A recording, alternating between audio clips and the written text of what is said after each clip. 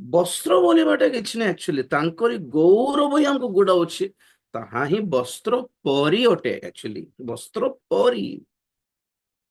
Hallelujah. ପ୍ରଭୁ ଯୀଶୁ ଖ୍ରୀଷ୍ଟ ଉତ୍ଥାପିତ ହେଲା ପରେ କଣ ଦେଖିବାକୁ ପାଇଲେ ଶିଷ୍ୟମାନେ? ତାଙ୍କର ଶରୀରକୁ ଯେଉଁ ବସ୍ତ୍ର ଗୁଡାଇକି ରଖା ହେଇଥିଲା, ତାହା ସେମିତି ହିଁ ଫୋଲ୍ଡ କରା ହେଇକି ରଖା ହେଇଛି କବରରେ। ଇଟ୍ ଇଜ ଫୋଲ୍ଡେଡ। ଶରୀରକୁ ଯେମିତି ରାଉଣ୍ଡ ଅପ୍ କରିକି କବରରେ ରଖିଦିଅନ୍ତି, ସେଟା ଫୋଲ୍ଡ କରା ହେଇକି ଅଛି, ଓପେନ କରା ହେଇନି। ସେ ଭିତରୁ ସେ ବାହାରି ପଡିଛନ୍ତି।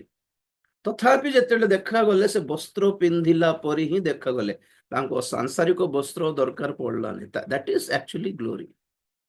ଅକ୍ଷୟ ଶରୀରର କ୍ୱାଲିଟି ଏଟା। ଏକ୍ସଟ୍ରା ଏକ୍ସଟର୍ନାଲ ଡ୍ରେସେସ୍ ଆମକୁ ଦରକାର ନାହିଁ। ହାଲେଲୁୟା। ତ ଆମ୍ଭ ମାନଙ୍କର ଧାର୍ମିକ ଧର୍ମ କର୍ମ, ସାଧୁ ମାନଙ୍କର ଧର୍ମ କର୍ମ, ପ୍ରଭୁ ଯୀଶୁ ଖ୍ରୀଷ୍ଟଙ୍କର ରକ୍ତ, ନାଇଁ ଆମ୍ଭ ମାନଙ୍କର ଆତ୍ମିକ ସ୍ୱଭାବ, ଆମ୍ଭେମାନେ ପାଇଥିବା ପରିତ୍ରାଣ, ଏଇ ସବୁ ବସ୍ତ୍ର ରୂପେ ଆମକୁ ଗୁଡେଇକି ରଖିଥିବ।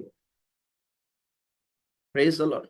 ଆଉ ବିଶେଷ କରି ଯେତେବେଳେ ଆମେ ପ୍ରଭୁଙ୍କୁ ପାଉ, ଆମେ ପୁଣି ପ୍ରଭୁଙ୍କୁ ହିଁ ଧାରଣ କରିଅଛୁ। କେବେ ପଢିଲେ କି?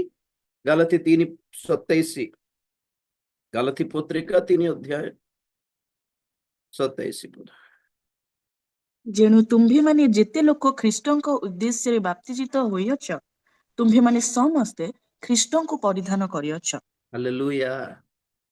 ଖ୍ରୀଷ୍ଟ ନିଜେ ଏକ ଗାର୍ମେଣ୍ଟ, ଏକ ବସ୍ତ୍ର ପୁଣି ଆମ ମାନଙ୍କ ପାଇଁ।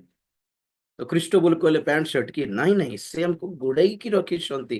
ଆଉ ଯେତେବେଳେ ଆମେ ଖ୍ରୀଷ୍ଟଙ୍କୁ ଧାରଣ କରୁ, ଆଉ ଯେତେବେଳେ ଆମେ ଧାର୍ମିକ ଗଣିତ ହେଉ, ଯେତେବେଳେ ଖ୍ରୀଷ୍ଟଙ୍କ ରକ୍ତରେ ଆମେ ଆବରି ହେଉ, ସେ ଯେତେବେଳେ ମନକୁ ପବିତ୍ର କରନ୍ତି, ଏଇ ସବୁ ବସ୍ତ୍ର ରୂପେ ଆମ୍ଭ ମାନଙ୍କୁ ପାପକୁ ଗୁଡେଇକି ରଖେ।